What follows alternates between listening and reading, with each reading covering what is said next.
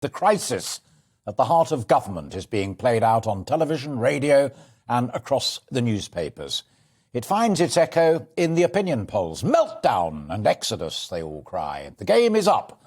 Like the last days of Rome, says one television programme. No, that was much more fun, replies one minister. In the midst of all of this, there was a by-election yesterday in Southend West, caused by the tragic killing of Sir David Amess. As an act of respect, neither Labour nor the Liberal Democrats stood. But other fringe parties did field candidates, who voters were as free to support as they were the Tory candidate. Now, normally, by-elections are an opportunity for ordinary folk to demonstrate their anger, their concern, their sense of resignation or their outright fury. What's more, in the context of a parliamentary majority still approaching 80, they can do it without toppling the government. And many of them elected that government in 2019. So, what actually happened? Turnout in Southend was 24%, one of the lowest for a Westminster by-election since World War II. The number of spoilt ballot papers rose to more than 1,000. That's about 7% of the 14,858 votes cast, and higher than many of the minority candidates attracted. In the early hours of this morning, the Conservative candidate Anna Firth was duly elected with 12,792 votes, an 86.1 share. Jason Pyle of the psychedelic movement was second with 512 votes, and Steve Laws for UKIP was third with 400. Now, you could argue the circumstances were such that it isn't indicative of what's going on nationally. But it just struck me that the fury and resignation over Boris Johnson's premiership might, even should, have seen a slightly different outcome. I'd have expected a much bigger protest vote, either for other candidates or through even more spoilt ballots. But that didn't happen.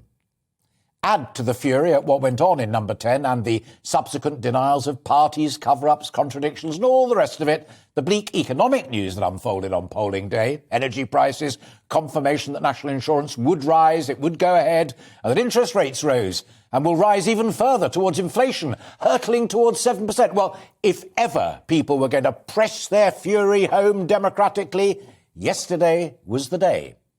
And a by-election was the perfect vehicle to do it. Might it just be that the fury is slightly over-gilded by those with a vested interest in promoting it? When the resignation of Munira Mirza broke, all hell broke loose with it. It's a long-standing ally of the Prime Minister. His brain, some even said. But one tweet caught my eye. I quote, "It's all very fishy. Her husband works for Sunak. James Forsyth, who broke the story, was at Winchester College with Sunak, who was best man at his wedding to Allegra Stratton." She's the PM's former communications director who resigned over that infamous press conference rehearsal. The tweet went on. Further Spectator connections include Mary Wakefield, Dominic Cummings' wife. Now, I'm not usually a conspiracy theorist, ... Fascinating little read. In the newspapers, there's much about Operation Rishi having been launched. The man himself took the opportunity to distance himself from the Prime Minister by saying of Johnson's charge against Starmer over Jimmy Savile, "I wouldn't have said it." He subsequently declared his loyalty and support for the Prime Minister. But it does seem the game's afoot. Should 54 and more Tory MPs call for a vote of confidence in Boris Johnson? The voters of Southend may not have signalled that that is quite what they want just yet. But Camp Sunak seem to. And the Chancellor's allies, well placed in the media and widely found among the masters and mistresses of the universe who run policy and effect government in the unelected shadows of our democracy, are well into it. The SPADS and their friends in the media are fully engaged. What a way to run a country.